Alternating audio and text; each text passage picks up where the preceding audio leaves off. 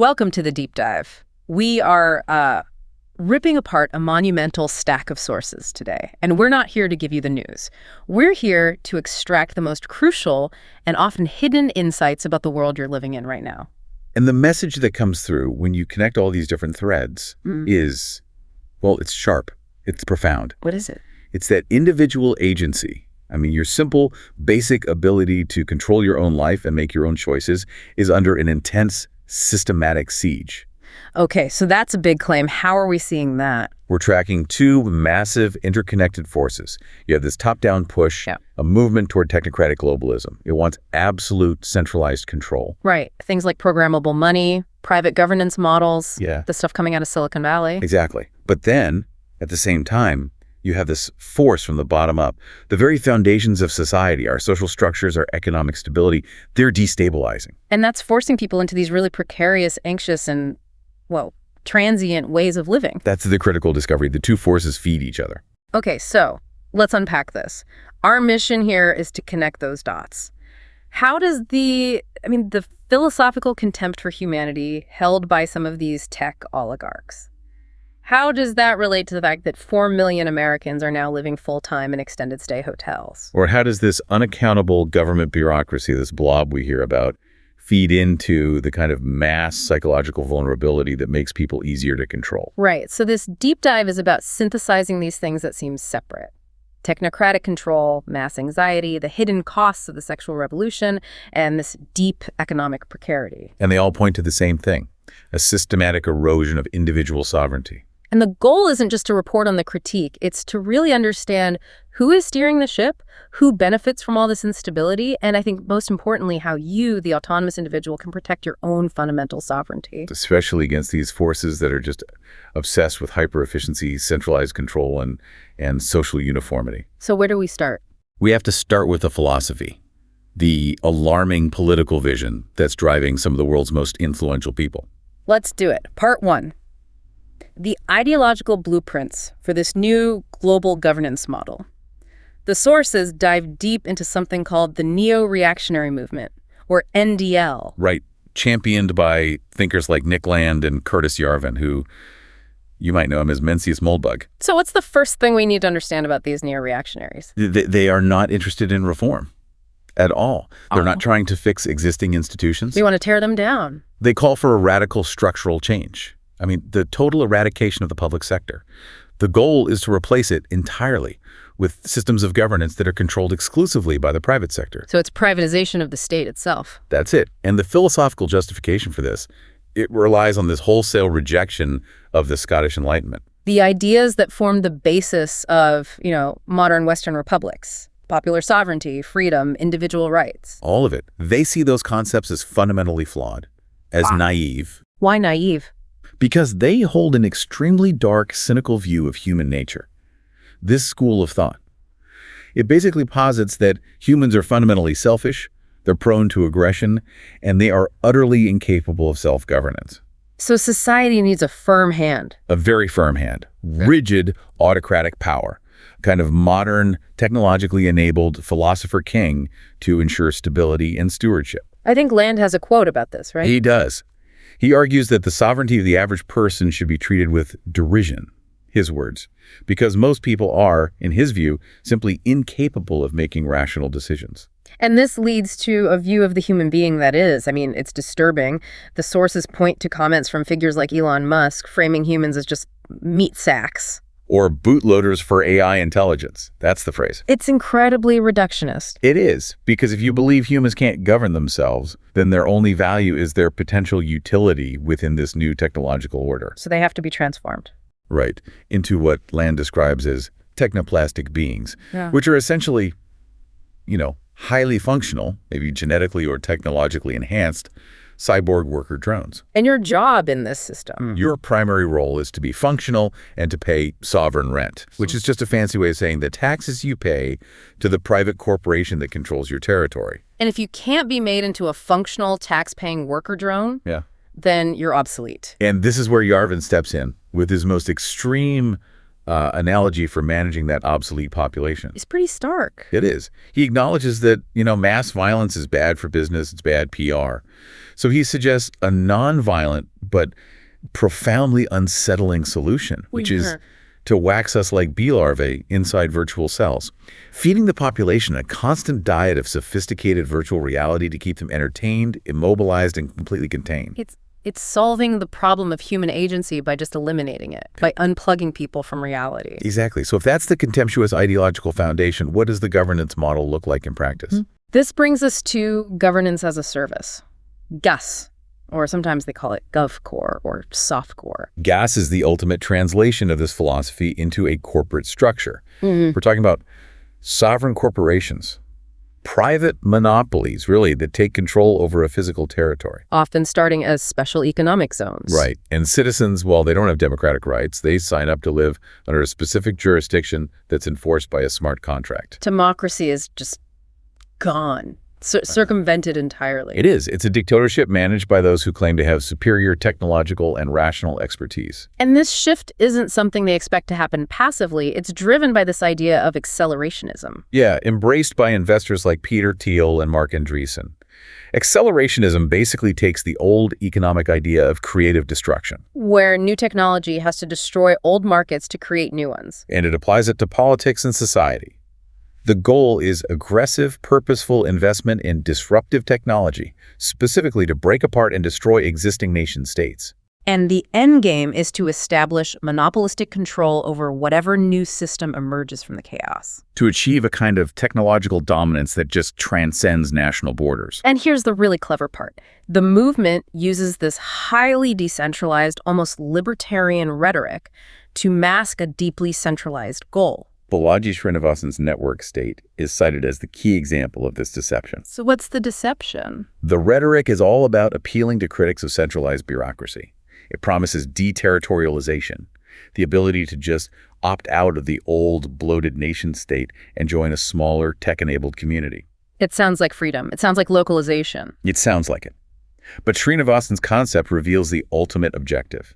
Once the existing order is broken up and decentralized, the goal is re-territorialization. Wait, so they're using the language of freedom to do the opposite. To re-centralize power under a new, autocratic, centralized global authority. It starts with promises of freedom, but it ends in a highly controlled, singular command structure. How do they justify that? Doesn't the lack of internal coherence make their appeal fragile? That is the perfect question. And the sources suggest that coherence is achieved through control and efficiency, not through democratic consensus. The promise is that their system will just work better. Exactly. It will work better than a messy democratic state. The appeal is pure efficiency, and the price you pay is your sovereignty.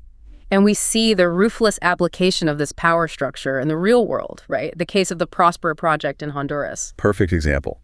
That case study reveals that the control mechanism isn't military. It's financial and legal.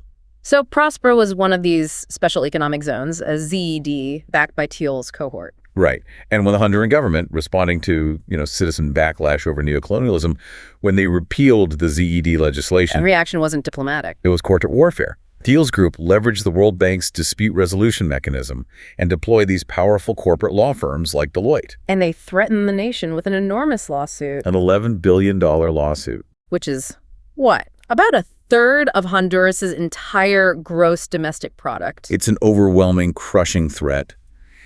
And it forced immediate capitulation.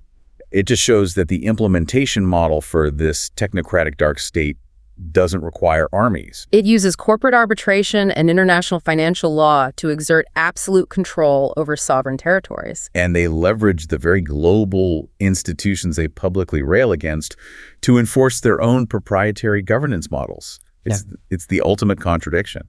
So, shifting to the architects of control, the sources talk about how these tech elites are deeply embedded within the traditional corridors of power, even while they're criticizing them. Peter Thiel sits on the steering committee of the Bilderberg Group, a key hub of global governance, right alongside Alex Karp, his co-founder at Palantir. Elon Musk is also steeped in this tradition, right? Openly talking about the network state. They're not outsiders. They're highly influential insiders who are actively working to dismantle the old system, but only to replace it with a new one that they control. And what about the political implementation? The sources point to the Trump administration as having served as a political conduit for the oligarchs' wish list. The evidence cited is pretty specific.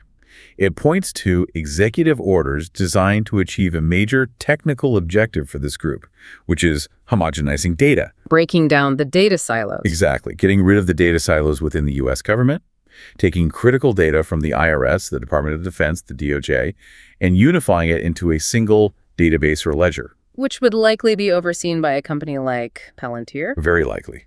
These were critical technical deliverables that serve the long-term objective of creating a unified data picture of every single citizen. But the most profound mechanism for control, the thing that locks everyone into this system, is digital finance. We have to talk about the technical details of the Genius Act. This is a truly paradigm-shifting transfer of power, monetary power. The Genius Act defines payment stablecoins like USDC, which are backed one-to-one by U.S. treasuries, as not national currency. Why is that so important? Why is that genius for them? Because by classifying it as not national currency, it completely bypasses congressional oversight. It bypasses banking regulation and the Federal Reserve's direct control. So, in practical terms, these private corporations are given the constitutional power to mint a digital version of the U.S. dollar. A digital facsimile, exactly. Yeah. Private companies like Tether or Circle are essentially given the authority to issue a dollar that functions globally, but without any of the accountability of public institutions. That is an immense transfer of power, and it's happening quietly through obscure legislation. It is. And the final piece of this puzzle, the essential gateway that ensures everyone becomes a tokenized asset in this system, is digital ID. It's necessary because it creates an interoperable network. Right. It links every piece of your existence. Your driver's license, your social security number, your bank cards, your medical records, all connected by tracking software, often operating in the background like Palantir or Gotham. And once that's adopted, Once that system is widely adopted, it tracks every aspect of your life, every transaction you make. It allows for comprehensive control and potentially programmable behavior modification. and the warning from the sources on this is clear. This is the point of no return. The sources say that once that network is in place, it's too late. The only suggested countermeasure we heard is, it's drastic. Throw away the smartphone. Use cash exclusively. It's a radical act of self-sovereignty in the face of what they describe as total enclosure. Okay, that sets the stage for the technocratic vision driving the world from the top. Now, we need to turn to the critique that modern Western governance is. Well, it's already fundamentally broken. Right. Controlled by this entrenched, unelected bureaucracy, what our sources often call the blob or the deep state. This section analyzes the inertia of that permanent state machinery. Focusing on the UK system, the critique is that the elected ministers, the people you vote for, are often just rubber stampers. Mere rubber stampers for policies that have already been determined by the unelected machine. And the scale is just staggering. We're talking about 4 million people in the permanent civil service in the UK. 4 million. Plus over 400 of these unaccountable quangos. Quasi-non-governmental organizations, yeah. And the argument here is that this immense body isn't neutral. It's suffered what they call systematic ideological capture over the last 50 years. Meaning that institutions that are supposed to be politically neutral, the Bank of England, the Treasury, are now acting as politically captured entities. That's the claim, that they're lecturing on climate change, imposing DEI policies, exhibiting these institutional biases, pro-China, pro-EU, anti-Israel, whatever it might be. So the civil service is perceived as not just inefficient, but as having been actively captured by a rigid, pervasive ideology. Right, and Curtis Yarvin's framework for understanding this system is really helpful here. He separates the power structure into two parts. The intellectual brain, which he calls the cathedral, and the bureaucratic body, the blob. The cathedral is the high-status institutions. The elite universities, Harvard, Oxford, and the establishment press. The New York Times, The Economist. And the blob is the permanent civil service, that massive bureaucracy. And the crucial connection, the sources argue, is the almost complete deference of the blob to the cathedral. The blob rarely, if ever, contradicts the intellectual consensus set by elite academia and media. So if Harvard declares a scientific consensus, the EPA or the Treasury just implements it. They just implement it. Intellectual sovereignty has been outsourced. This presents a paradox that I think a lot of people struggle with. This deep state operates as if it has a unified central authority, but it's completely decentralized. So if there's no central conspiracy, how does the coordination happen? It's a brilliant observation. And the coordination happens not through top-down orders, but because all the individual actors, the civil servants, the media editors, the academics, they all respond to the exact same incentive structure. They behave like a highly efficient school of fish. That's the perfect analogy. And the sources use the rapid global shift in the COVID narrative in early 2020 as a prime example of this. The moment President Trump took a specific position on it. The incentive structure for every single actor instantly changed. Agreeing with Trump was instantly redefined as the path to losing power, losing status, losing influence within those institutions. So every actor, from the BBC to the State Department to the UN, shifted the consensus globally to oppose that position. All at once. It's coordination based on shared social incentives and status preservation. And that makes it incredibly resilient and hard to challenge because you can never point to a single command center. Let's ground this bureaucracy historically. It goes back to the 19th century in the UK, doesn't it? The 1854 Northcote-Trevelyan Report, which created the permanent civil service, and it was intended as a genuine reform. They were trying to replace corrupt politicians who were just appointing their friends to government jobs. Exactly. They wanted independent experts, chosen by meritocratic exams. The intent was noble efficiency, fairness. But what this system actually birthed, the sources argue, was an oligarchic, meritocratic thing. A self-selecting class of guardians, a non-violent version of Plato's guardian state. And this structural rigidity is what creates the populist dilemma. Populism can win elections, but it structurally fails to deliver on its promises. It's the dog that caught the car. The passengers are too weak to fly the plane. Populist movements, whether it's Brexit or Trump, they're often undermined by this permanent state machinery. So with Brexit, for example, the bureaucracy resisted implementation, and you got the reverse of what voters wanted. You got the Boris wave of dramatically increased immigration. The permanent blob simply refuses to implement changes that contradict its ideological capture and that renders electoral victories. Well, toothless. Which is why the radical corporate solution is proposed as the only way to cut this Gordian knot. Yes, the solution pitch is a highly centralized, radical state modeled entirely on a super-efficient corporation. It would require a glorious revolution, a total from-scratch reformation. And in this model, the prime minister or chief executive would have absolute authority over budgets, personnel, everything. Mirroring the control a CEO has over their company. The argument is that this CEO-style control is the only thing that can reverse the UK's trajectory, which they see as economically unviable and culturally declining.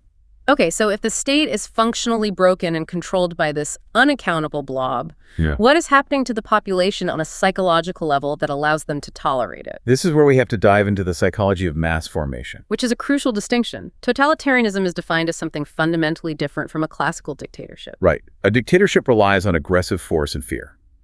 Totalitarianism relies on mass formation, which is described as a collective psychological phenomenon. It's mass hypnosis. A psychological state where the population willingly participates in their own subjugation. And the sources detail these 4 necessary psychological preconditions for this to even take hold. You need a high percentage of the population experiencing loneliness. Meaninglessness, a profound lack of social connection, what Hegel called the atomization of society, and free-floating anxiety. And that anxiety is key. It's unattached to a specific source, which makes people highly vulnerable. They're looking for a narrative to explain their dread. Exactly. So once those conditions are met, the propaganda mechanism kicks in through the mass media. And it does 2 critical things. First, it connects that free-floating anxiety to a specific, identifiable object. A virus, a common enemy, a war, climate change. And second, it offers a collective strategy to deal with that object. Lockdowns, sanctions, social distancing. And crucially, the sources note that people will buy into this strategy even if it is utterly absurd. Because they're emotional beings seeking connection, not factual accuracy. And this collective state has 3 devastating effects on the individual. The first is the loss of critical distance from the narrative. They'll defend it fiercely no matter what. Second, there's this strange, almost religious willingness to radically self-sacrifice for the collective, even accepting personal ruin or death for the cause. And third, the most destructive effect, a readiness to destroy anyone who resists. A profound loss of individual moral awareness.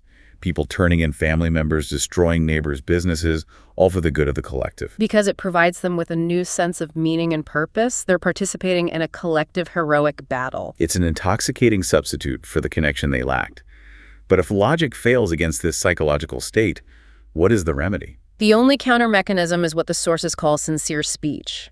The estimate is that only about 20 to 30% of the population is truly hypnotized into fanatical belief.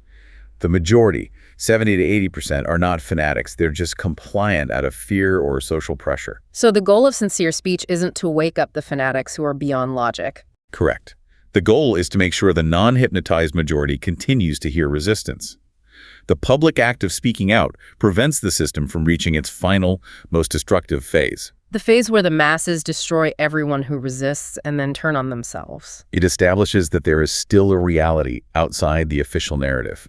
And this resistance must be nonviolent, because violence is precisely what the totalitarian system needs to justify its most aggressive measures. Okay, we've established the macro forces of control and the psychological vulnerability they exploit. Now we shift to the intense social instability that creates those perfect conditions of loneliness and anxiety. The unintended consequences of the sexual revolution. And this was a dual revolution, wasn't it? But ideological and material. Absolutely. The material shift was monumental. The invention of the pill, safe abortion, domestic technologies like the washing machine. It significantly reduced the cost and consequence of sex and freed women to enter the workforce en masse. That was the engine that drove the enormous social changes. And the celebrated aspects are clear. Agency, autonomy, the choice for women to explore their sexuality, giving them more control over their lives. That's the freedom gained. But the sources present this startling emotional paradox, a hidden cost of that freedom. The expectation of hookup culture has resulted in widespread anxiety and emotional distress. Look at the numbers cited.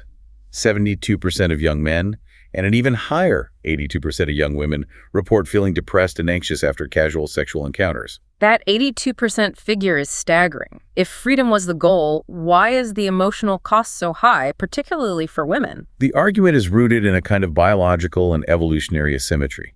Hookup culture is far better suited to the average preferences of men, who tend to be more highly sociosexual. But women are evolutionarily wired to be more selective. Right. Given the profound biological and social consequences historically associated with pregnancy and childbearing. For millions of young women, this culture leads to profound loneliness, regret, and vulnerability. Because the emotional consequences were never truly removed, only deferred. Exactly. And the sources frame this as freedom has become a pressure. There's a coercive element to the expectation of sexual liberalism. Young women face this judgment of being labeled slut-shamed if they participate too freely or frigid if they don't. It's an intense social tightrope. And that pressure to perform a specific kind of freedom is antithetical to genuine autonomy. It just fuels that free-floating anxiety we talked about. And this leads directly to the maternal feminist critique explored in the sources, which fundamentally challenges how we treat early childhood development. The core argument here is that children have irreducible, non-negotiable developmental needs. Specifically, they require a primary attachment figure, usually the mother, to be highly present and responsive in the first 3 years of life. And this intense one-on-one presence is essential for emotional security and future mental health. Right. And the sources are highly critical of institutional solutions for children under 3. Daycare is strongly criticized as damaging, sometimes dramatically referred to as day orphanages. Because the complex emotional regulation provided by a primary caregiver, the skin-to-skin contact, the immediate soothing, it just can't be replicated in a group environment where one caregiver has 5 or more crying infants. So the argument is that the second wave of feminism made a critical misstep by elevating the professional masculine ideal. Pushing the idea that women must strive to be like men by seeking full-time work and viewing motherhood as drudgery that should be outsourced. It effectively denigrated the social and developmental accomplishment of motherhood. And this ideological pressure isn't just social. It's aggressively reinforced by specific, deliberate economic policies. Governments, seeing women entering the workforce as a massive one-time boost to GDP, designed structural incentives to make staying home financially punitive. Let's detail that. The tax systems in the UK and US actively punish single-earner families. If a family earns the exact same total income, they'll pay significantly more tax if it's earned by one person than if it's split between 2 working parents. That's not an accident. The sources argue this system is explicitly designed to channel women into the full-time workforce. And on top of that, government subsidies are overwhelmingly channeled toward institutional daycare centers. Which removes financial viability for alternatives like kinship care or nannies, which are often better for the child's development. And this lack of choice leads directly to the single most important structural consequence: the two-income trap. This is the mechanism that destroyed the financial agency of the middle class. When banks realized they could qualify mortgages based on two incomes instead of one, they didn't just double the mortgage size. They permanently leveraged the entire housing market. Which systematically skyrocketed house prices far beyond the reach of a single earner. Meaning that a traditional family that desires to have one parent stay home with young children now must rely on two incomes just to afford a home or even stable rent. Their agency, their choice, is systematically removed by the market itself. It's the ultimate illustration of how a subtle policy decision-changing loan qualifications can dramatically reduce personal sovereignty for millions. Moving to the crisis of masculinity, the sources reference the UK's Lost Boys report, which highlights the struggle of young men in school, mental health problems, a lack of role models. And this is directly fueled by these shifting economic and power balances. From an evolutionary standpoint, the pressure on men to be the provider, protector, procreator is still intense. The dating market data confirms this, right? Women are 255% more likely to show interest in high-income men on dating profiles. And this immense pressure to establish economic security clashes violently with the structural changes that make stable, single-earner provision virtually impossible. And the sources discuss the failure of society to channel young men's energy constructively. Young men possess this high level of energy that, if channeled, can lead to great discovery or leadership. But if it's unchanneled, it can lead to violence or lethargy. And our current society is often just pacifying them. Through the readily available superstimulus of internet pornography and video games. Pornography in particular is noted as a massive pacifier, causing all sorts of issues and exacerbating their mental health crisis. So the call here is for a balanced approach that recognizes inherent biological realities and differences. Yes. The argument is that boys are neurologically more fragile in structured environments than girls, and they require different educational approaches.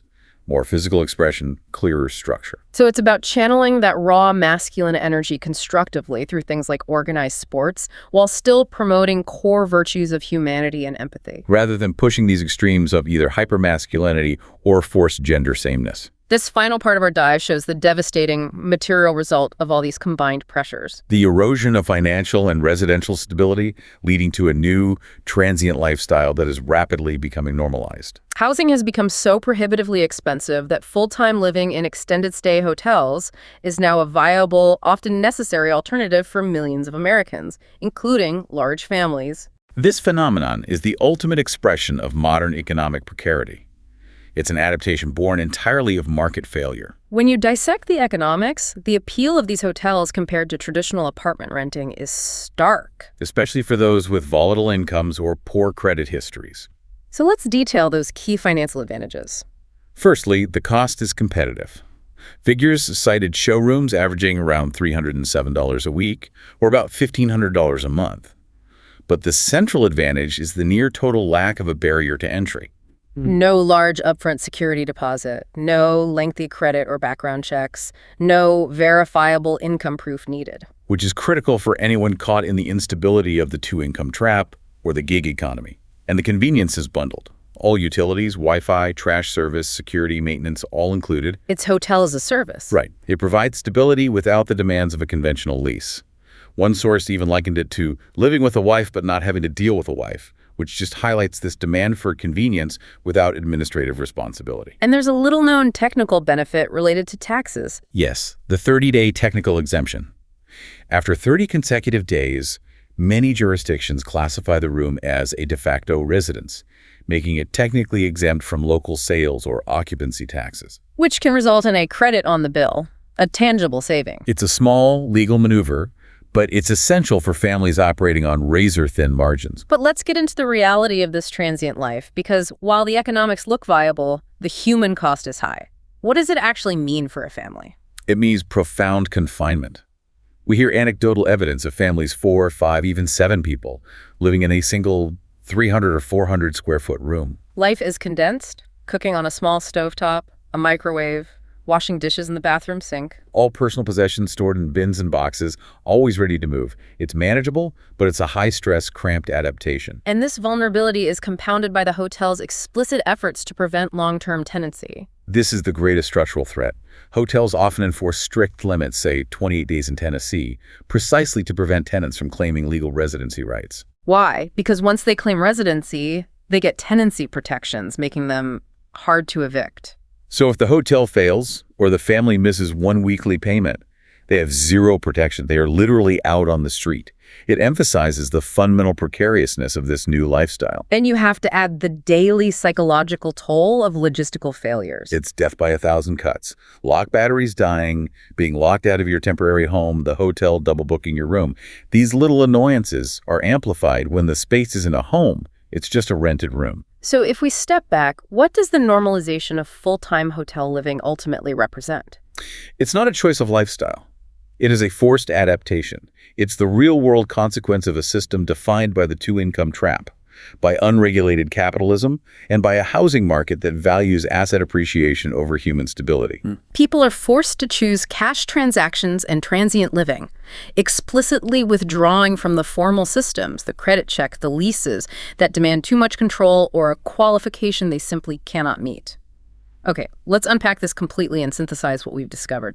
The sources reveal a world where control is being exerted on us from two powerful reinforcing directions. From the top, we face the tightening grip of technocratic globalism, highly centralized proprietary control through programmable money and unaccountable legal coercion. But that control is only effective because of the pressure from the bottom. These economic forces, like the two-income trap and this social instability. Driven by the unintended consequences of newfound freedom, which breed the widespread anxiety and loneliness necessary for mass compliance. What's fascinating here is how the proposed resistance to these powerful macro forces seems to rely entirely on micro-level actions that restore individual sovereignty. The remedies cited for political control, sincere speech against mass formation to prevent the compliance of the majority, and for economic survival. Using cash, throwing away the smartphone, moving into transient living to avoid background checks and digital tracking. They all involve a conscious personal withdrawal from the very systems designed to enclose us and reduce us to tokenized assets. That's the core tension, isn't it? The people leading the world, the techno-oligarchs, the permanent bureaucracy view individual sovereignty with profound derision. So if the price of seamless participation in the modern digital and financial system, the price of convenience and comfort, is the systematic loss of your agency and your data, then what is the true ultimate value of the knowledge you gain, the career you build, or the comfort you secure within that system? This raises an important question for you, the learner, to consider carefully.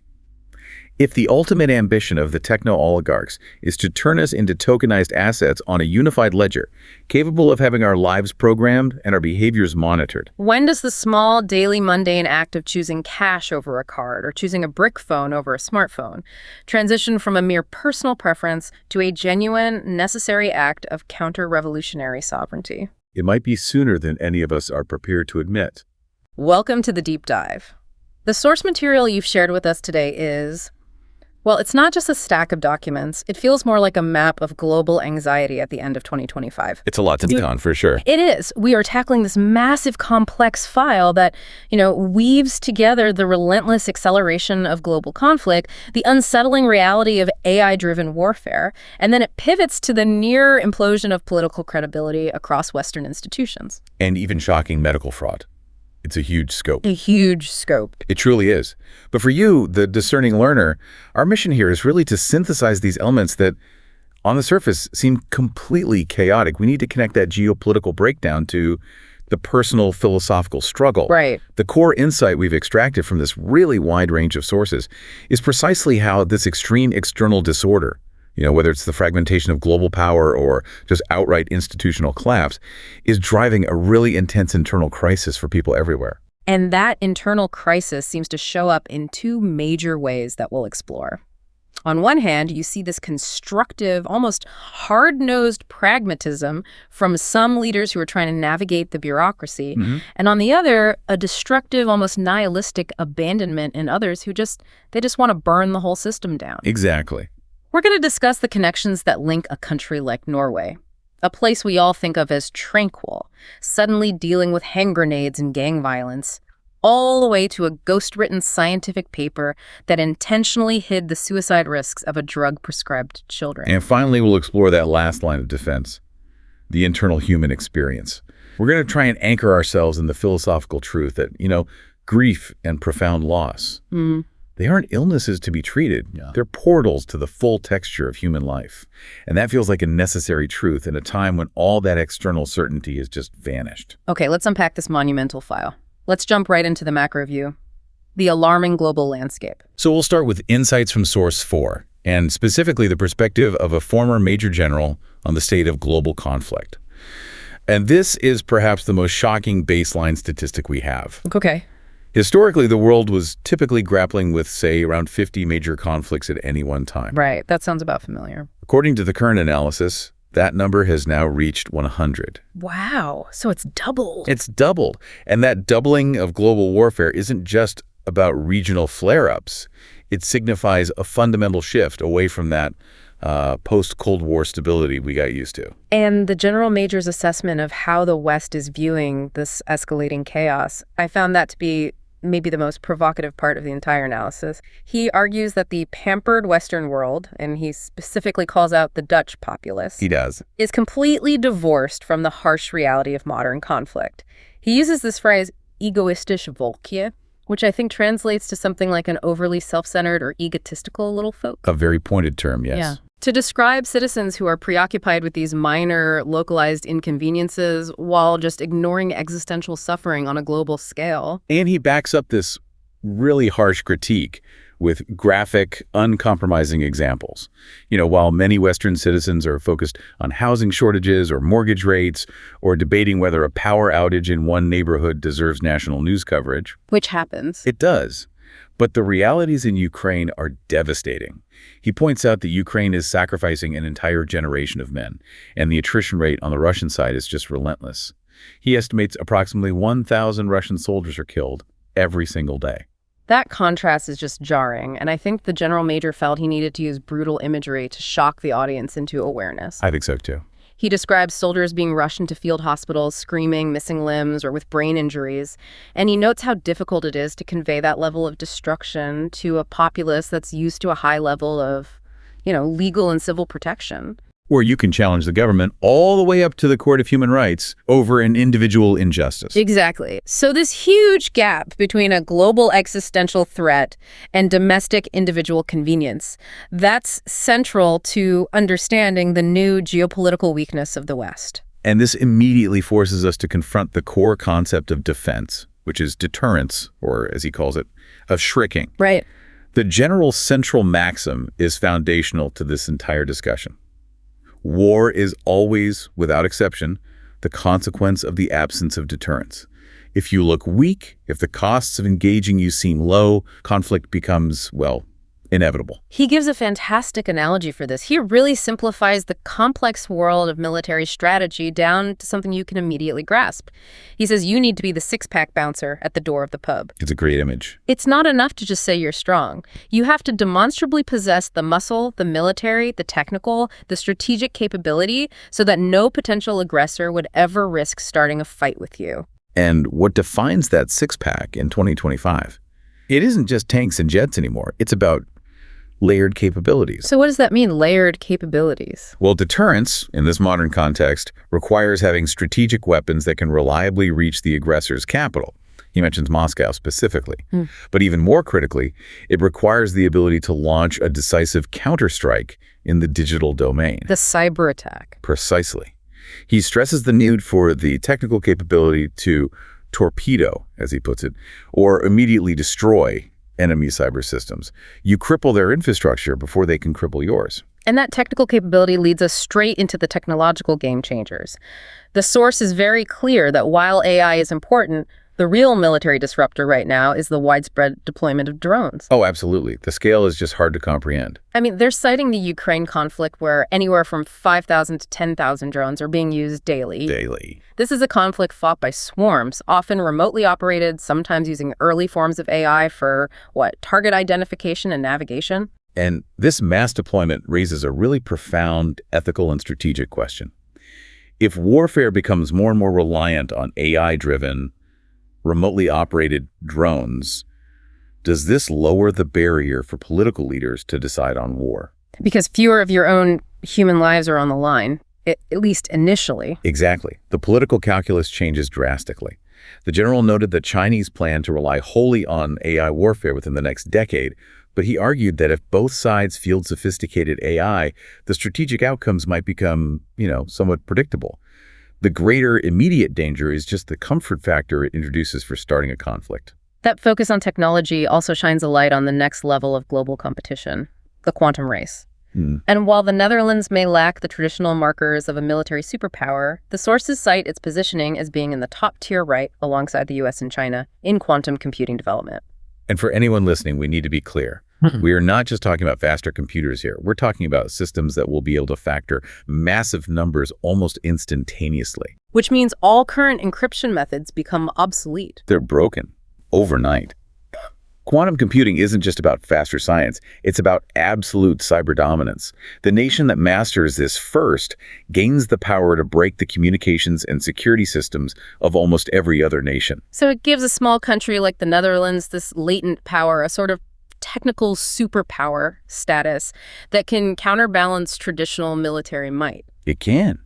But this power isn't just confined to states, and this is where the dynamic gets, frankly, terrifying. This brings us to the immense and largely unregulated power of unelected tech actors. Yes, and the anecdote cited in the sources, a defining moment in this new power structure, is what Microsoft did just 48 hours before the Russian invasion of Ukraine. It's just staggering when you think about it. It really is. Microsoft essentially copied and stored Ukraine's entire sovereign economy, its financial data, its state records, everything in a cloud outside the country. Just think about the strategic implications of that. A single private corporation showed it had the capacity to secure, or, on the flip side, hold hostage the entire economic infrastructure of a nation-state. That's immense power. It's frankly greater than the power wielded by many mid-sized governments. And these unelected tech leaders, they operate globally outside traditional regulatory frameworks, and they often hold critical infrastructure data. So I have to ask, what specific vulnerabilities does this create for democracies, not just Ukraine, but even the U.S.? Well, the concern, according to the sources, really boils down to accountability and potential misuse. The general explicitly raised the worry about this concentration of power if it were combined with what he called a terracotta president. A terracotta president. Yeah, a leader who might use these technological capabilities for personal political blackmail, for espionage, or even for commercial gain. It's the fusion of state ambition with unchecked corporate capability. So what's the countermeasure then? How do you even begin to regulate that? The sources stress the urgent need for a unified, robust European foreign, defense, and technical policy. If Europe is going to counter the power of giants like Microsoft, Google, and Amazon, there has to be a united political front. One that's willing to break up that concentrated data power. Or at the very least, to establish truly independent, secure European data clouds where critical sovereign information can reside. The alternative is geopolitical weakness, compounded by technological dependency. So the lesson from this section really is foundational for our whole deep dive today. It is. Geopolitical conflict is intensifying, deterrence demands technological superiority, and this instability has led to the rise of these unaccountable corporate actors who now wield immense state-level power. And that external chaos caused by the fragmentation of traditional state power, it creates a crisis of faith and feeds directly into the ideological and political breakdown we see happening domestically. So if Section 1 was about the battle for global power and state integrity, Section 2 deals with the ideological battleground and the implosion of political credibility within many Western nations, we're turning first to the analysis of the U.S. context in Source 1. Mm-hmm. And it identifies a profoundly destructive force emerging on the political right. Nihilism, which is showing up as Third Reich revivalism. This is a complex and, frankly, disturbing phenomenon. And the sources are very clear that it has to be analyzed not as a genuine political ideology, but as a destructive, accelerating meme culture. The analysis frames it as a mirror movement to the left's casual acceptance of certain communist Simwergen imagery. Okay, let's unpack that idea of a mirror movement. The argument, as the sources articulate it, is that since elements of the modern left have, normalized communist ideology and aesthetics as somehow benign or unproblematic. Despite the historical toll of millions and millions of lives. Right. So the most nihilistic elements on the opposite end have chosen to transgress the last sacred cow of Western moral myths, the narrative around the Holocaust and World War II. Precisely. The goal is pure transgression. It's pure shock value. We see concrete physical examples cited in the sources, literal cosplay of Third Reich aesthetics showing up on Instagram feeds. Really? Yes. Or young people openly stating on fringe podcasts, maybe facetiously, maybe not, that Hitler was a cool guy. This isn't about building a political party. It's about tearing down the moral framework that underpins the state. And the driving force is diagnosed as just profound despair. Young people who feel the system has fundamentally failed them. They can't afford a home. They see no secure future.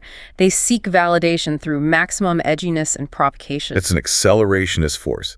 The logic is, if the existing political and moral system has delivered stagnation and personal failure, then the only solution for them is total destruction. And the crucial critique from the sources here is that this whole phenomenon offers absolutely no positive, constructive story for rebuilding society.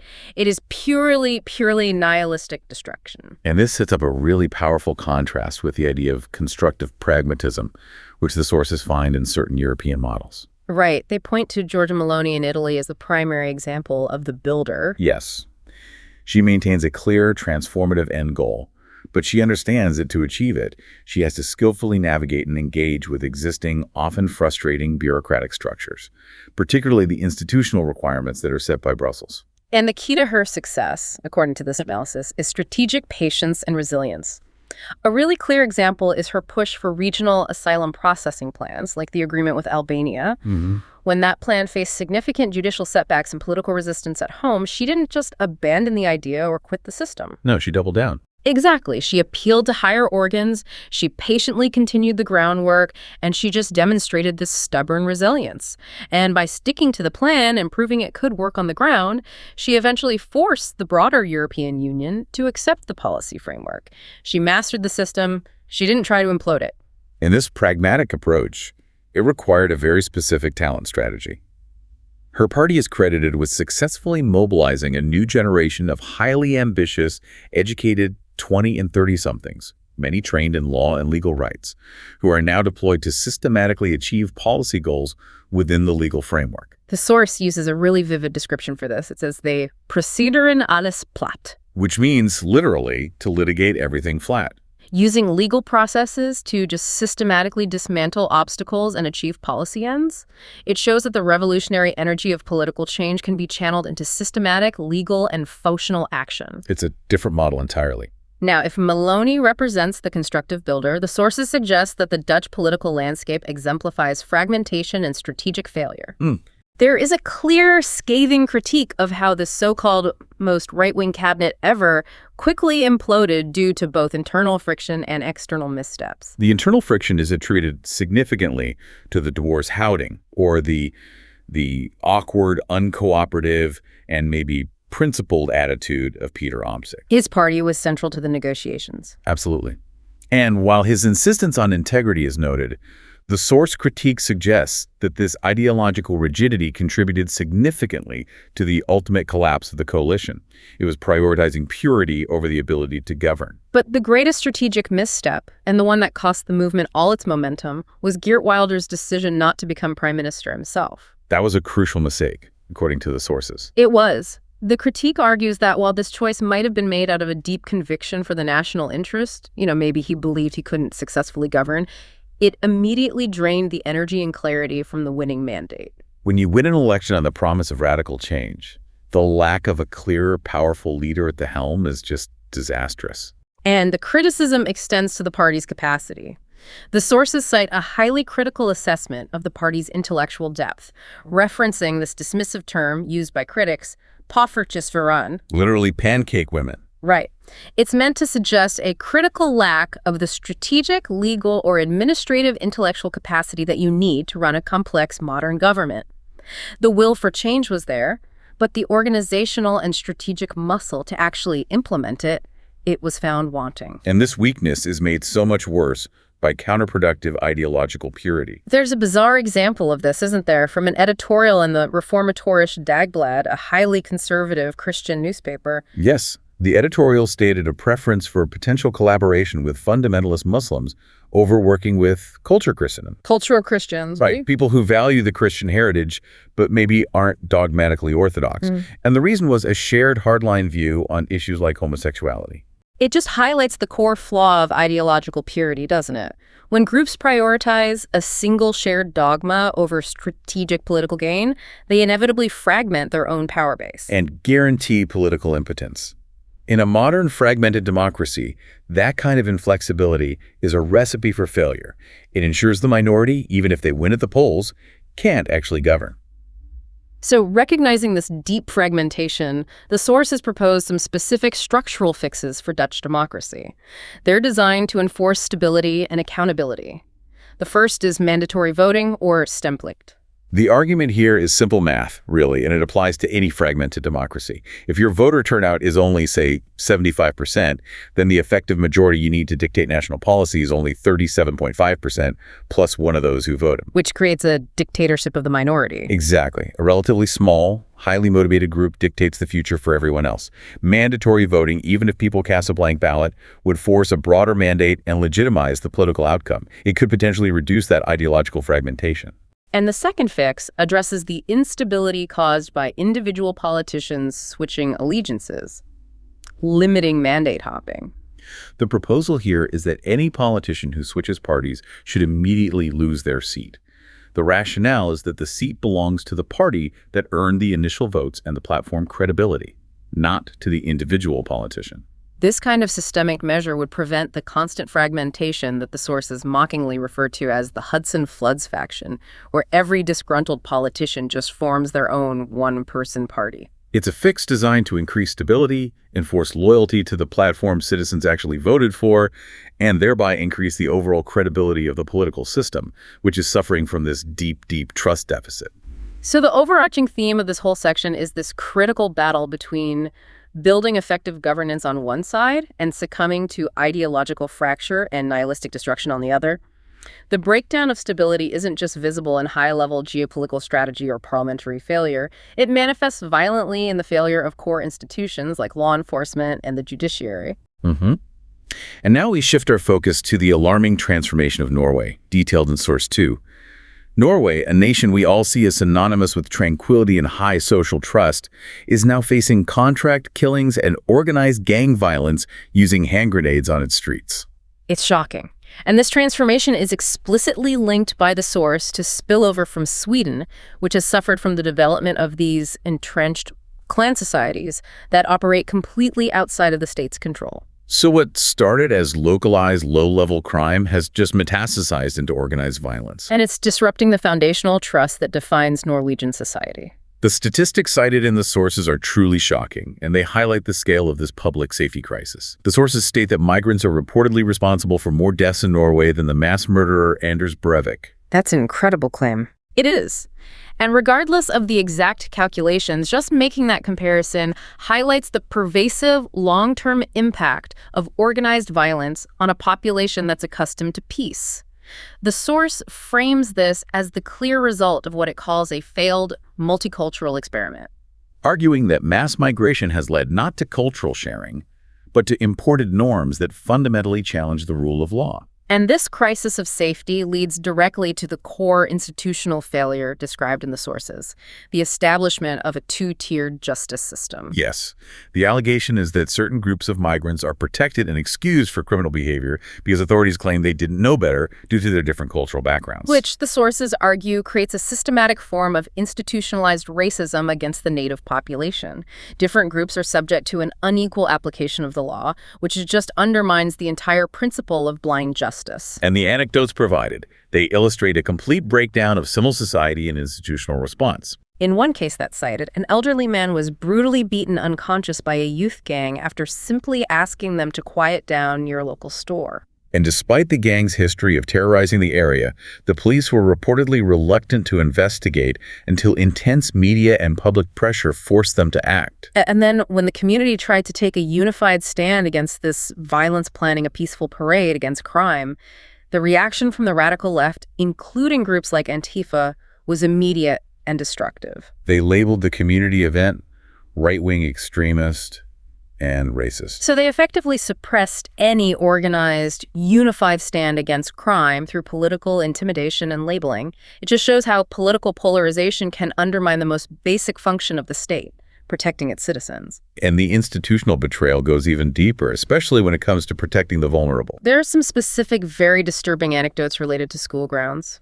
Afghan immigrants attending Norwegian language courses were reported for sexual assaults, including groping and following young girls, 13 to 15 years old, into the school toilets. And when these vulnerable girls reported the assaults to the authorities, the very people who are meant to protect them, they were reportedly told that they have to understand these people come from a different culture. It's just, the source commentator rightly asks, no culture should ever accept groping children or adult women or men for that matter. Of course not. And that response, which prioritizes the cultural sensitivity of the perpetrators over the basic safety of the victims, is presented as the ultimate illustration of systematic institutional failure.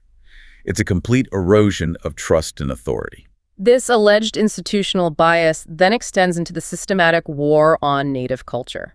According to the sources, this isn't an exchange of cultures where traditions are shared. No, it's perceived as the suppression and replacement of the existing culture. The examples given are incredibly specific. Schools banning the traditional Christmas story and service, only allowing one class to attend, renaming the traditional Christmas market to Winter Wonderland. And even instructing students to address Christian priests euphemistically as hosts. The interpretation is clear.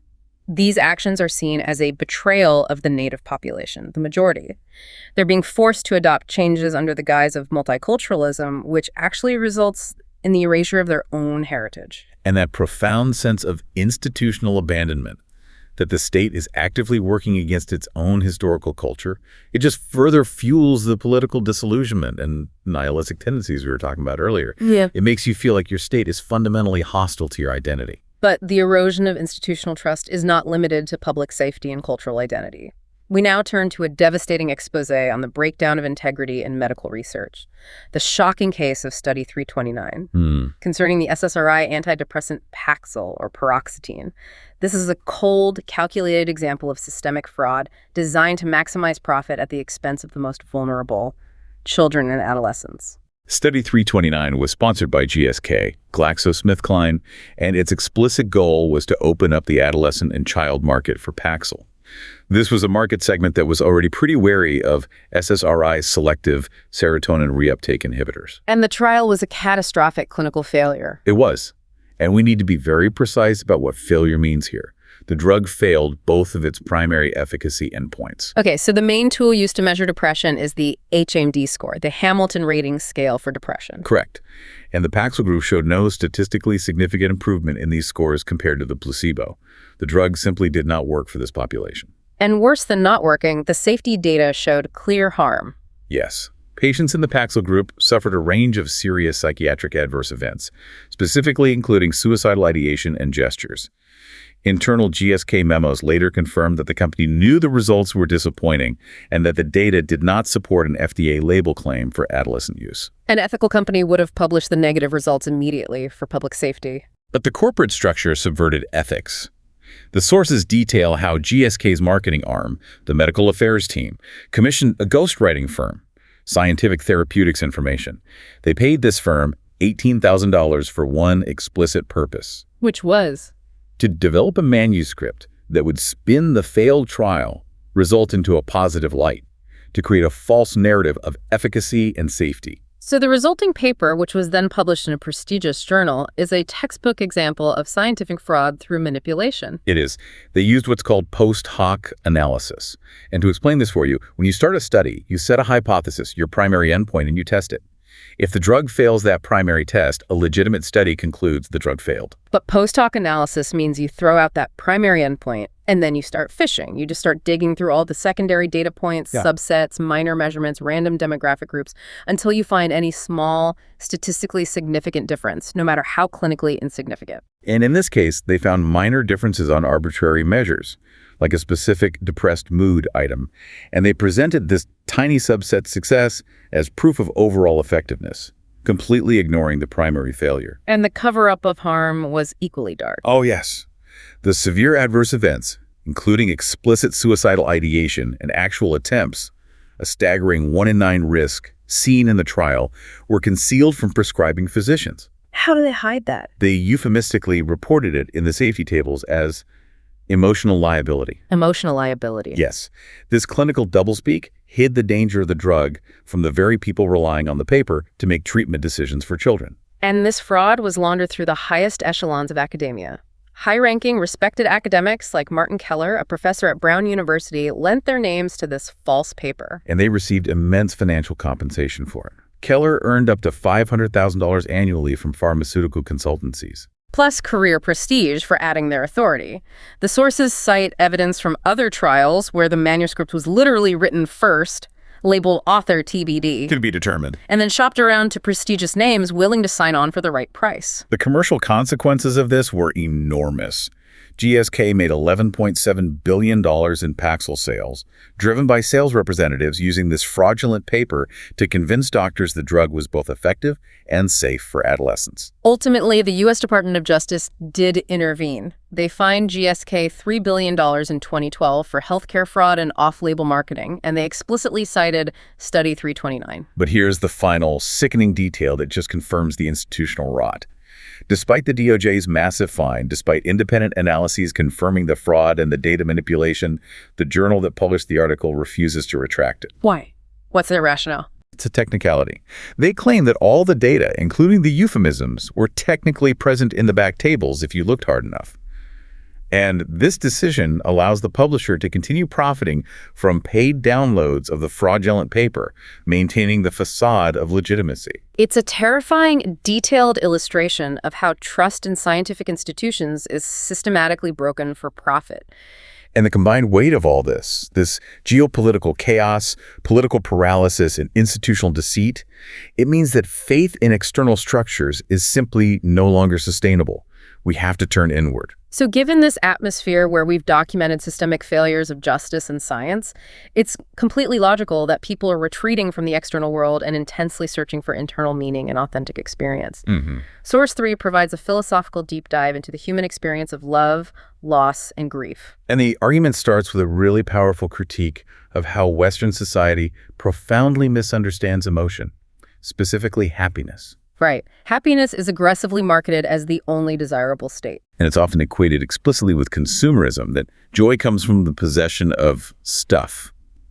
This creates an absurd monoculture of emotion, insisting that we have to pathologize anything that is not joy. And as a result, sadness and grief get heavily misrepresented. Grief is often seen as a pathology, immediately flagged for medical intervention. And the source recounts his anecdote about a doctor who was deeply reluctant to prescribe antidepressants for simple grief. Instead, he counseled that sadness and profound loss are an intrinsic, unavoidable part of life that has to be fully experienced, not simply chemically numbed or treated as a disease. If you're only ever striving for happiness, you're only experiencing a fraction of the human condition. Exactly.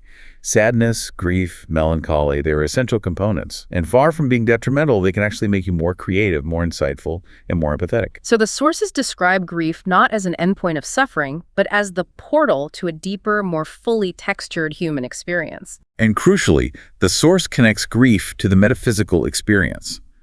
It notes that you cannot be haunted. You can't encounter the emotional residue of the past, the memories, the lingering presence of what was, unless you have first experienced profound loss. So that feeling of being haunted by memory is the ultimate proof that you once loved. And the ultimate subject of these hauntings, whether they're metaphorical or truly perceived, is always love and loss.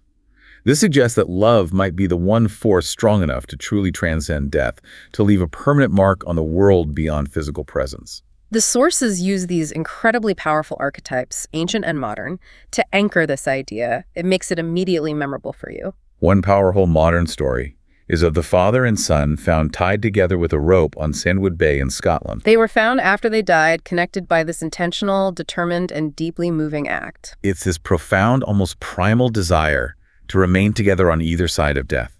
It's a moment of dark, pragmatic love prevailing over separation. We also hear about an archaeological discovery that proves the enduring nature of love. The 7,000-year-old Webeck grave revealed the remains of a mother and infant who died in childbirth. And the infant was laid to rest on a swan's wing. The source commentary points out that this is physical evidence that archaeologists can excavate not just bones and stones, but love itself. The intent, the care, the profound sorrow embodied in that gesture. It's still visible millennia later. And then we reach back to the very foundation of human narrative, the Epic of Gilgamesh. The oldest known story. It shows the hero embarking on his journey after losing his beloved friend Enkidu. The entire journey is fundamentally a quest to escape death, driven by an overwhelming fear of mortality after experiencing loss. And Gilgamesh eventually learns the universal truth that death is man's share, mortality is inevitable. But the story itself, which has survived for thousands of years, and the stories we continue to tell about love and loss, they serve as the ultimate cultural antidote to the fear of death. They preserve the love that was lost. This confrontation with extreme mortality and loss naturally brings us to the third man phenomenon. In moments of intense physical or emotional crisis-like major disasters or survival situations, or the moment of death, people often report the inexplicable presence of a helping figure, the third man. The sources reference T.S. Eliot's famous line from The Wasteland, which captures this perfectly. Who is the third who walks always beside you? This is a universal, recurring experience of extremity. It's an existential coping mechanism that appears when the human mind is pushed to its absolute limit. We were also provided a powerful personal anecdote that illustrates this connection between loss and the inexplicable. Yes. A friend whose father was dying in a hospital bed reported that in the moment of death, the bed visibly shook, and the friend saw a shimmer, described as a heat haze, rise from the body, suggesting a departure, a physical manifestation of something unseen leaving. And nurses later confirmed to the friend that phenomena like this happen often when a person is alone with a dying loved one. Whether this is purely a manifestation of deep grief, a psychological coping mechanism, or something genuinely spiritual. It underscores a powerful truth. It does. In moments of greatest external and internal strain, when all institutional certainty has crumbled, the human mind instinctively seeks and often finds a non-material, profound answer to survival. #tech outro. So, to synthesize this whole deep dive, the connection between the geopolitical, the political, the medical, and the existential crises.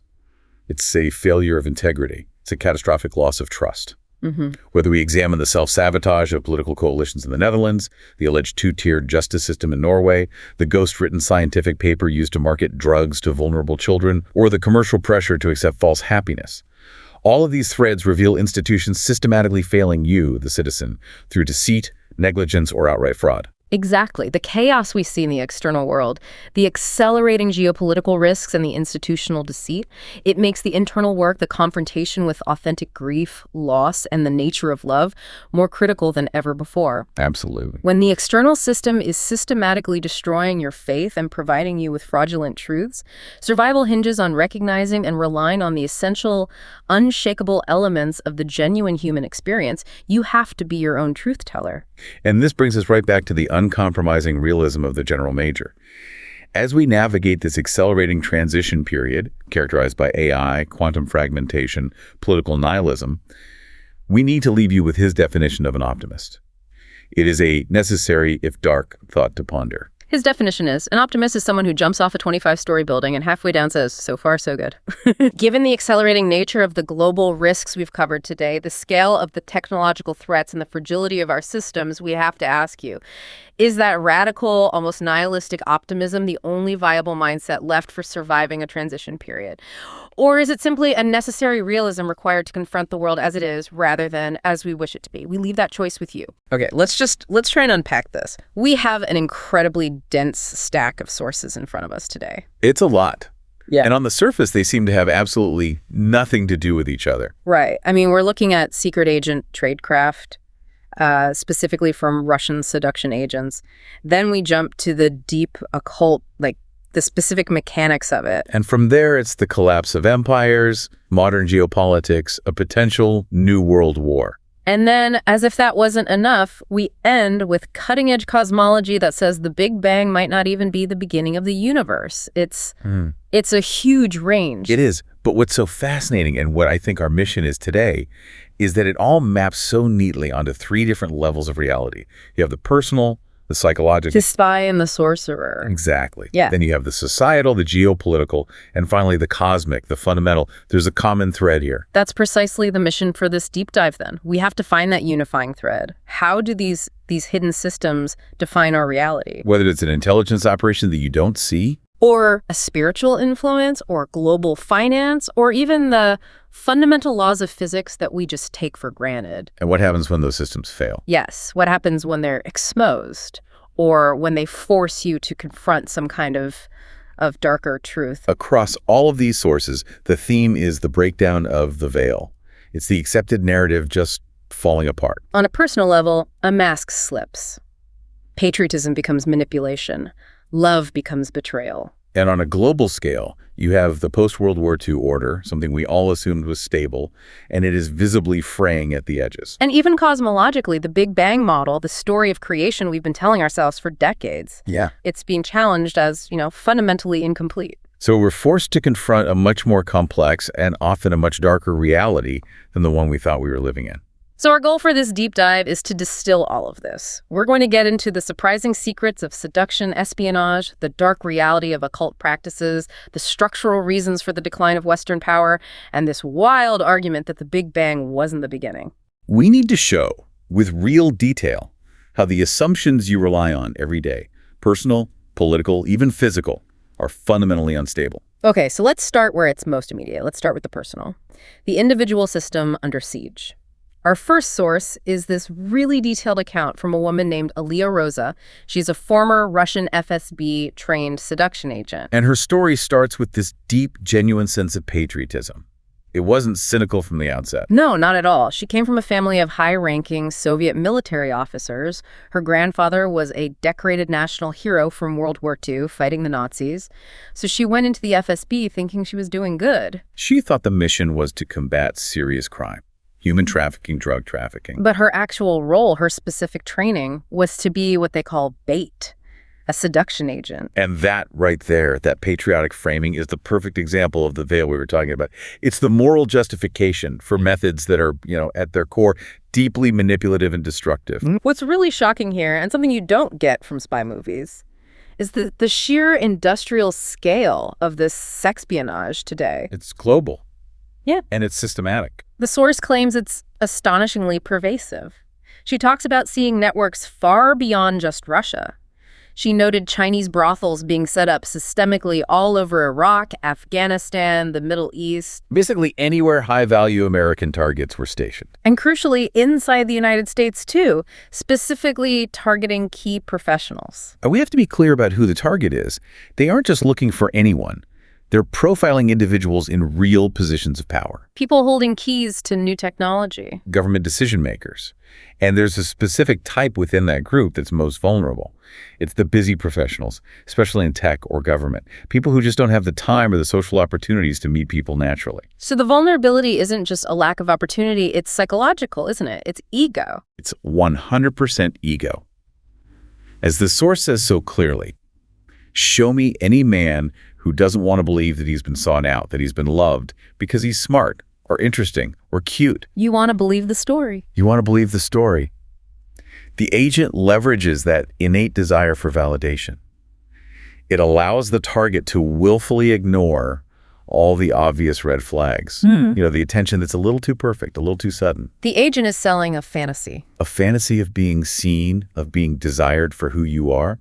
And the target is a very, very willing buyer. And this is where the tradecraft gets. It gets really specific and pretty disturbing. It targets a moment of extreme psychological vulnerability. Right. The former agent, she details that men are most susceptible to manipulation, to information extraction during or immediately after intercourse. She calls it the period of bliss, the unconscious condition. And this is based on real neurochemistry. It's not magic. Post-coitus, you have a massive flood of oxytocin. It's a bonding hormone. Exactly. It promotes trust. And at the same time, you have a drop in dopamine that affects your higher cognitive functions. The target is basically in a primal, completely unguarded state. It's a deep physical and emotional lull. So an experienced agent isn't going to start a complex interrogation. That would just set off alarm bells. No, that would trigger all the cognitive defenses. Instead, they capitalize on that very narrow window with the lowest possible cognitive load. They ask simple, factual yes or no questions. Like what? Have you met this guy? It's the code phrase structured like this or like this. It's about extracting or verifying these tiny, crucial pieces of information. When the target is physically incapable of summoning the mental energy to lie. Or to evade, or to even really remember being asked the question just a few moments later. The goal isn't a confession, it's confirmation. So let's look at her first mission, because it just highlights the level of calculated social engineering that goes into this. She had to place a sealed envelope in a foreign government official's private room. She didn't even know what was in it. The challenge was just gaining access to that secure space. Without burning her cover for future use. Right. And the strategy she used was this classic escalation of commitment. She starts small. She engages him socially first. Asks a simple question about a drink, something completely innocuous. And that escalates into a conversation, which she then uses to create a fabricated necessity for access. She needed an excuse. And the excuse she used was brilliant. She accidentally spills a drink on her dress. Creating urgency. Urgency, vulnerability. She's wet, she's slightly exposed, and it gives her a totally legitimate-sounding reason to need to get into his room, his private sanctuary, to wash it off before it stains. That's how she gets past the threshold. But the real masterstroke, the thing that shows her level of training, was her decision not to sleep with the target. Even though she had full access, she got the mission done, she planted the envelope, but she actively protected herself from that final, full compromise. How did she do that? She used the target's own emotional stability against him. He was recently married, with a newborn baby girl, so she just kept talking about his family. She brought his wife and child into the room emotionally. Exactly. She intentionally mixed those deeply ingrained protective family feelings with the sexual desire she was provoking. And it basically overloaded his emotional circuits. To the point where he was physically unable to perform. Precisely. That is manipulation at a clinical, almost surgical level. She detached herself from the transaction, but used his own internal system of stability, his love for his family, to guarantee her own safety and maintain her psychological distance. It's a remarkably cold-blooded maneuver. Okay, now let's draw that parallel you mentioned earlier. We have a system of manipulation here that uses a pleasant cover seduction, bliss for a dark purpose, extraction, betrayal. And we find a chillingly similar pattern when we look at the accounts from people who've been involved in the occult. The structure is identical. A promise of power under a veil of benevolence, leading down a path of escalating personal destruction. Our next source details this journey of an ex-Satan worshiper. And the initial draw is always mastery. It's secret knowledge. But the cost is, it's spiritual and psychological annihilation. The account says it started with basic witchcraft, things that seem almost relatable, spells for love, for money. But he found himself gravitating very quickly toward curses. And the source is clear that this was fueled by a deep internal anger. Right, anger and hatred directed at his sister, his mother, his peers. And that anger is the fuel. The source notes it's the emotional catalyst that provides the energy for the dark power to operate. And the tradecraft details are fascinating. The use of personal items. Yes, what he called a DNA focus. A popkin the target drank from, a few strands of hair, things that create a direct link. And the key is that it worked. The success was immediate and verifiable. That's the hook that pulls you in deeper. Of course. He notes his spells demonstrably cause sickness, cause marital failure in the people he targeted. That immediate, tangible result is the ultimate lure. It confirms the system works, and it makes you feel powerful. It justifies your own internal hatred. And that success is what pushes him past what he calls basic witchcraft, which he defines as just learning what works, and into a much darker system, Satanism. And he makes a very clear distinction here.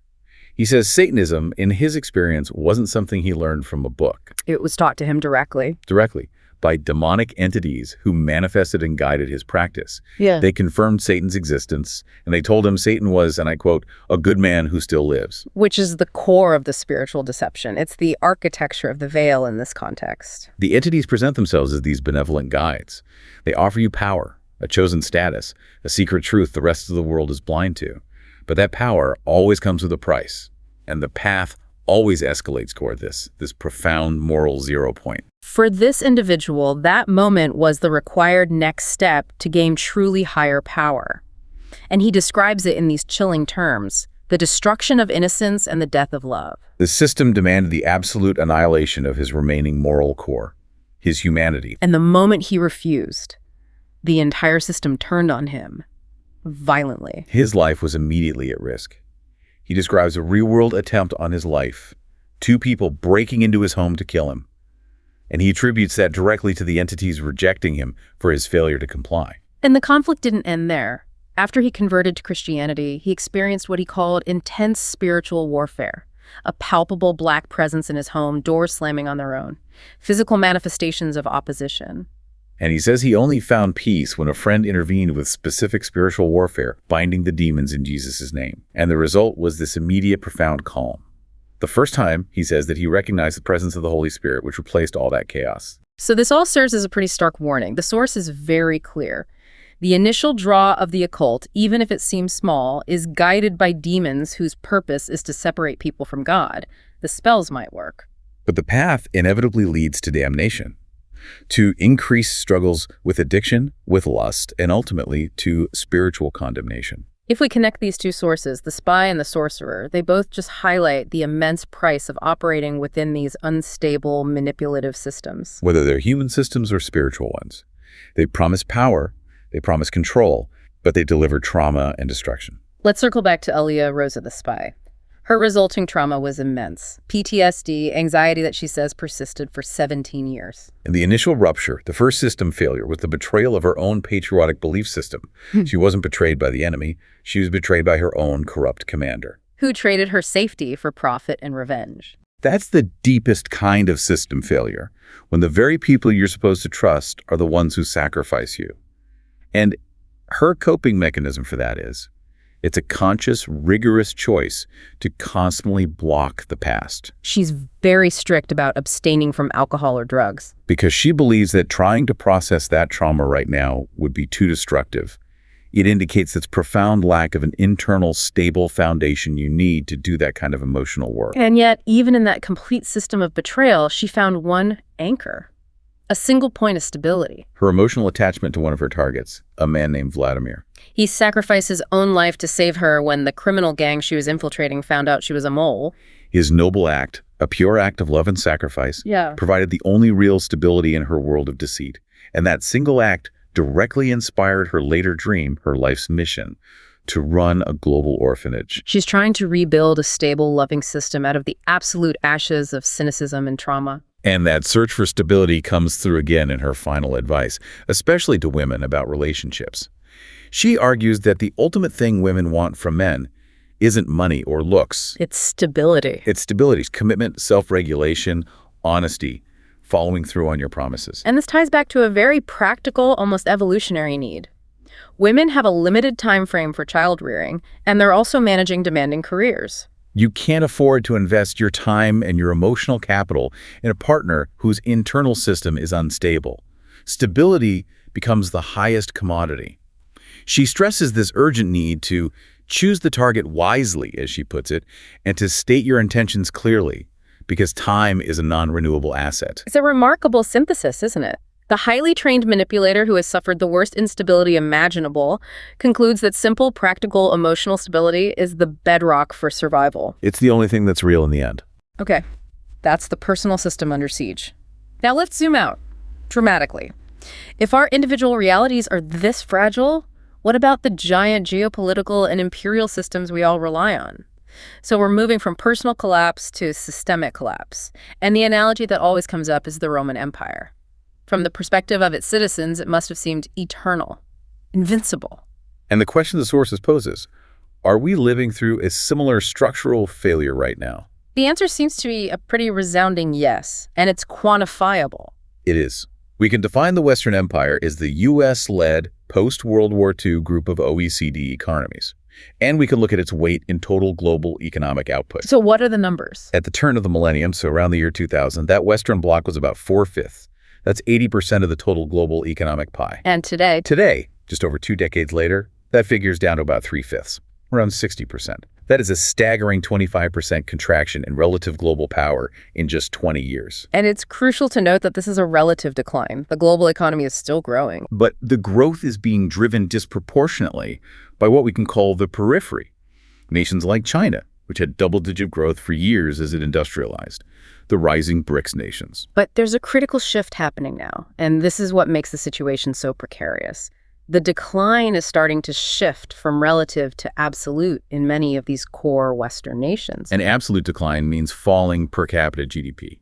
It means a decline in actual wealth and living standards for the average person. We're seeing this acutely in places like Germany, like Britain, Canada. And the great irony is that this absolute decline is often being driven by domestic policy choices aimed at recreating past glory. You know, the Make America Great Again impulse or the Take Back Control rhetoric in the UK. Those policies, which are often protectionist or isolationist, they ironically lead to lower efficiency and declining per capita wealth. Even the U.S. economy, which still looks massive, is incredibly fragile. Its growth over the past decade has been almost entirely debt-fueled. If you take away the massive increase in national debt, the underlying organic growth basically vanishes. It makes the entire system incredibly precarious. let's go back to that Roman analogy, because our sources provide a really important revision to the popular story. The traditional view of Rome's fall is that it just got too big, had too many civil wars, and the economy failed. And according to historians like Peter Heather, that's largely inaccurate. The imperial economy, particularly in the West, was actually expanding right up until the final collapse. So what was the real cause? It was a structural transformation driven by external dynamics, and this is what's so relevant for us today.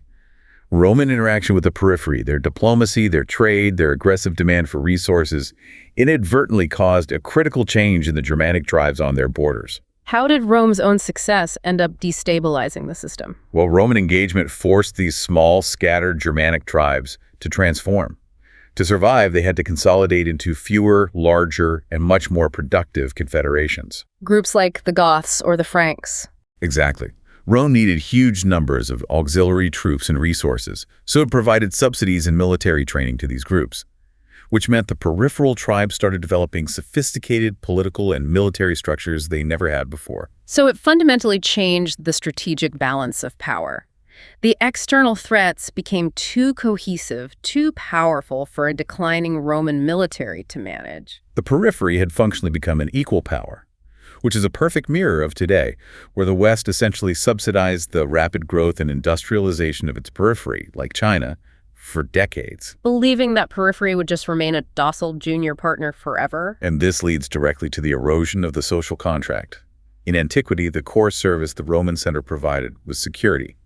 Security from the barbarian hordes. And when that security failed, when the barbarians started beating the legions, the Romanized provincial elites, the local rich guys, they made a simple, rational calculation. It was better to save their own skin, save their assets, and side with the more effective barbarian generals than to keep paying taxes to a core that couldn't deliver on its fundamental promise. The mechanics of this structural failure are reversed today, which is what makes our situation so unique and so destabilizing. In antiquity, capital was immobile. It was farmland, aqueducts, roads, but labor, the barbarian tribes, slaves, was mobile. Today, it's the complete opposite. Because of immigration controls and borders, labor is relatively immobile. But capital is completely, instantaneously mobile. It can cross any border in a microsecond. And this is the central engine driving our current internal instability in the West. These vast, almost unimaginable pools of capital. Western institutional investors, massive pension funds, private equity firms, they are constantly moving their money from the core Western economies to the periphery, to China, to India, seeking higher returns that they just can't get at home anymore. And this flight of capital is what's directly driving the housing crisis at home. Correct. When that institutional money leaves the West seeking better returns on production, it simultaneously needs to protect its fixed assets back home. So they buy up thousands upon thousands of single-family homes, land, rental property. Non-productive assets. Exactly. They park their capital in these immobile assets, which causes a massive structural inflation of land and housing prices. And that is the mechanism that breaks the social contract. The implicit promise since World War II is that if you worked hard, you could afford to buy a house and build a secure life. And that promise is now broken. The system effectively extracts wealth from the laboring, tax-paying young, who are forced into ever higher rents, and it transfers that wealth directly to the asset-holding older generation. The retired homeowners with their defined benefit pensions, they're the new global 1%, in a sense. They're the only segment of the Western population whose financial stability is virtually guaranteed. And this structural resentment, this feeling of being cheated, is translating directly into novel political behavior. When the system is rigged against you, you start looking for radical solutions. Which is why we see young people, Gen Z, Gen Alpha, who historically should be voting liberal, are increasingly voting for far-right candidates or someone like Trump. They feel fundamentally betrayed by a system that extracts from them to sustain the stability of the retired class. The political fragmentation we're seeing is just a symptom of a broken fiscal contract. So the system is fraying internally, but externally, this decline is leading to confrontation. Our sources make this highly provocative assessment that a chain reaction toward World War III has already begun.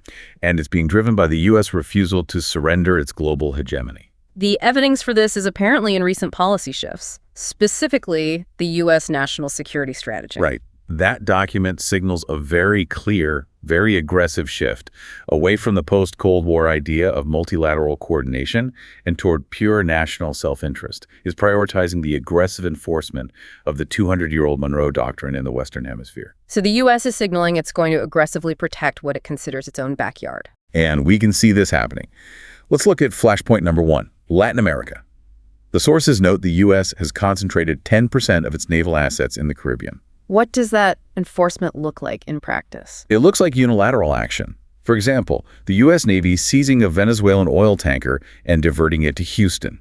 Now, this is publicly masked as an effort to destroy drug cartels. The Venezuelan leader is branded a drug kingpin. Right. But the sources argue this is fundamentally about securing Venezuela's oil reserves, which are the largest proven reserves in the world. And the larger goal is preventing the rise of a non-Western power axis in the region. Exactly.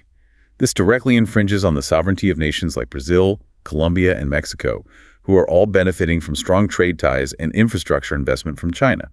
They see the U.S. military presence not as counter-narcotics, but as an attempt to contain non-Western influence and maintain control over crucial resource supply chains. Lithium, copper, Oish. the resources you need for the 21st century economy. Right.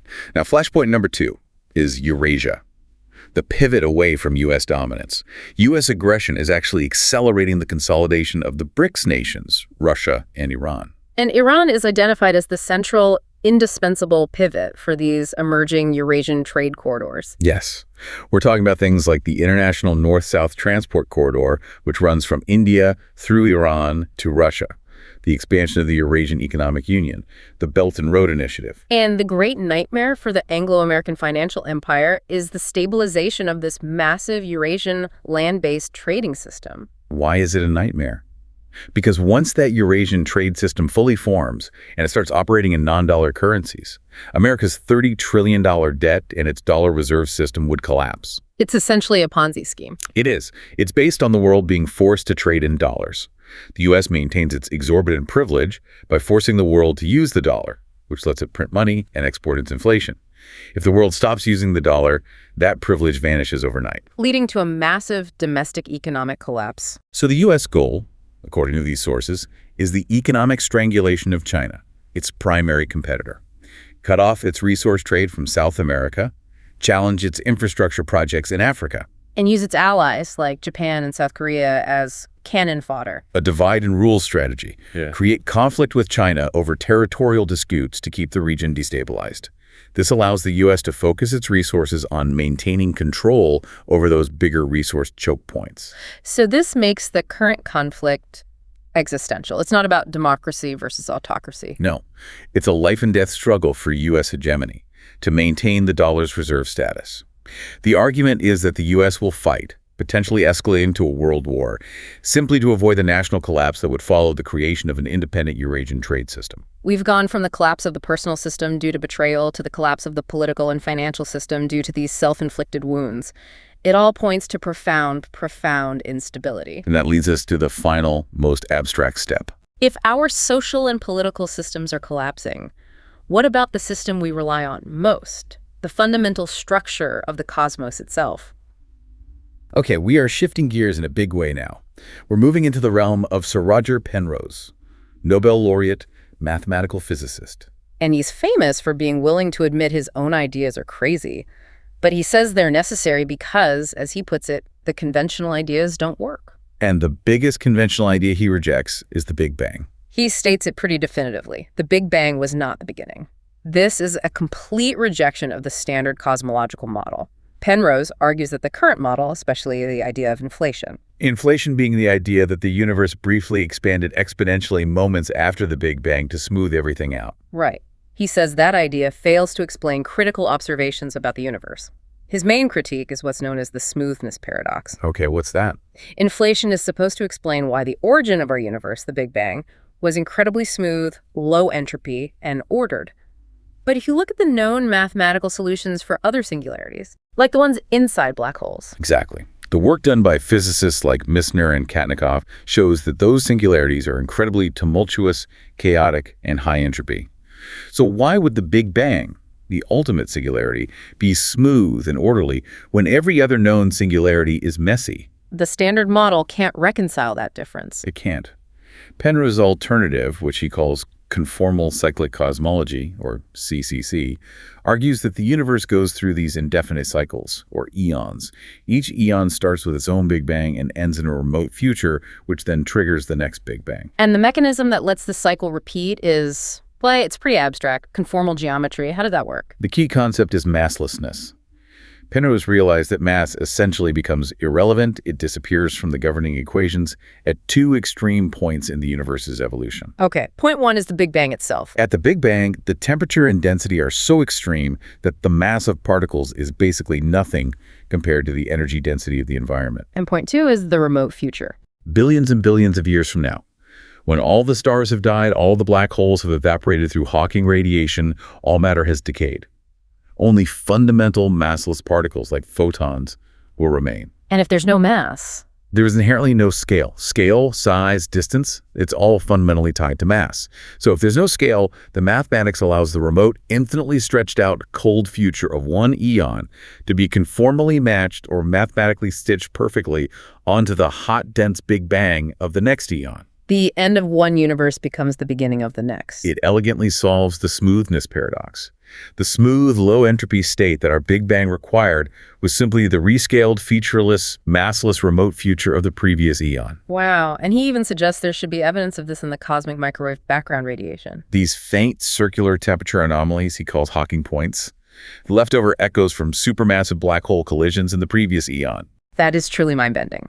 But it leads directly into his deep dissatisfaction with all of physics right now. He insists that quantum mechanics is, well, he says it's wrong. Not just incomplete, he says there's a huge thing missing. And he's challenging the most fundamental operation in QM, the collapse of the wave function. The moment a quantum system goes from being in multiple states at once, a superposition, to a single classical reality. Right. QM currently treats that collapse as a random, instantaneous event. It's an ad hoc fix, it's not an explanation. And Penrose argues that the missing piece is something vast, something we normally think of as only relevant on the largest scales. Gravity. He argues the collapse of the wave function is actually a gravitational effect. He calls it the gravitization of quantum mechanics. Gravity, which is usually negligible at the quantum level, is actually the source of the collapse. It's the force that creates physical reality as we know it. So how does gravity decide when a quantum system has to snap into classical reality? It's tied to this idea of superposition and mass displacement. He developed something called the Doshi timescale, and it states that the collapse happens spontaneously, and the time it takes for that collapse to happen is inversely proportional to the energy uncertainty caused by the object being in two places at once. Okay, that's a lot. We need an analogy. He gives a great one, the flea's eye analogy. The Planck mass is sort of the theoretical boundary between the quantum and the classical world. And it's roughly the mass of a large molecule, or, graphically, a flea's eye. Okay, a flea's eye. Now, if you could somehow put a flea's eye into a quantum superposition so it exists simultaneously in two slightly different locations, the mass displacement would be significant enough that the Doshi timescale predicts it would collapse instantly. In about 10 to the minus 30 seconds, a Planck time. It would immediately behave classically. It would have a defined location. And that's why quantum mechanics work so perfectly in lab experiments with tiny things like electrons and photons. Their mass displacement is so minuscule that the collapse time is enormous, so it basically never happens spontaneously. But in the large mass regime, gravity forces the collapse immediately. Which, if he's right, proves the standard QM model is fundamentally flawed. It forces him to posit this idea of two realities. Classical reality, like a cup on a table. It has a defined shape, it behaves predictably. And quantum reality, like the spin of an electron, which only gives you probabilities until you measure it. And that quantum reality has this bizarre, non-local causal behavior. It appears retrocausal. It looks as though the cause is propagating backward in time. Now, this doesn't mean you can send messages to the past, but it does suggest that our linear cause and effect view of the world might just be an emergent property of the classical world, not a fundamental feature of the quantum realm. The hidden system of physics is far more subtle and strange than we assumed. Far more. So we have the collapse of the quantum system being driven by gravity. Now, for the ultimate synthetic question, the one that ties all three of our sections together, how does this fundamental physical collapse relate to our mental reality? To consciousness?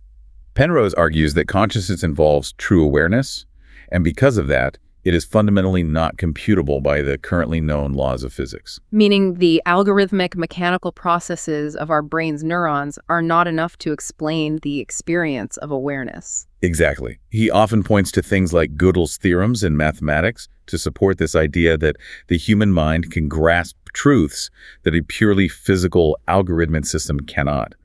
And this is where his theory completely reverses the conventional thinking. The old idea, from physicists like Eugene Wigner, was that the conscious observer causes the wave function to collapse just by looking at it. Which basically elevates human consciousness to this magical causal force. Penrose says the causality has to be reversed. So the collapse creates consciousness. The gravitational objective reduction, that spontaneous collapse of the wave function at the boundary between the quantum and classical worlds, is what creates consciousness. The moment of gravitational state reduction is the moment of awareness. He's locating the origin of our mental state directly in the most mysterious, unexplained gap in our understanding of the universe. It's astonishing. We have seen that whether we're talking about a secret agent, a geopolitical empire, or the fundamental physics of the universe, all three levels converge on this idea. The structures we assume are stable are actually incredibly fragile. Or, in the case of physics, just flat out incomplete and misleading. #outro. We've really explored three essential levels of systemic instability today. First, you had the personal system. It's so vulnerable to sophisticated emotional manipulation, to these destructive spiritual forces. But we also saw that stability can be found, but only through these profound internal anchors. The spy's commitment to self-regulation, or the ex-sorcerer's anchor in faith. Then second, the societal system. The Western Empire is in a structural and now shifting to absolute decline, and it's not being driven by an external military threat. It's an internal betrayal. It's mobile capital breaking that historic social contract of affordable stability, which is what's generating all this internal resentment and accelerating these external conflicts. The chain reaction toward World War III, a life-or-death struggle to preserve financial hegemony. And third, the cosmic system. Even the stability of time itself, the Big Bang, is being challenged. Penrose argues the key to reality is the gravitization of quantum mechanics, pointing to gravity's hidden influence as the source of quantum collapse and possibly even the genesis of consciousness itself. So what does this all mean for you? We've seen in pretty meticulous detail that these hidden, sometimes malevolent forces govern personal and geopolitical outcomes. The foundational stability we all assumed, financial, political, even physical, is fundamentally eroding. So if the physical universe itself operates through infinite cycles of collapse and rebirth, driven by gravity's hidden, non-computable influence, what new, radical systems of human stability must we invent, both internally and as a society, to survive the inevitable collapse of our current institutions? Systems we rely on are built on lies, or on incomplete contracts or incomplete mathematics. The knowledge that even the basic laws of physics are not the final story should be this profound catalyst for change. The only truly lasting stability has to be internal, based on an understanding that every system, from the personal to the cosmic, is constantly approaching a point of necessary collapse and rebirth. That's the thought to explore further.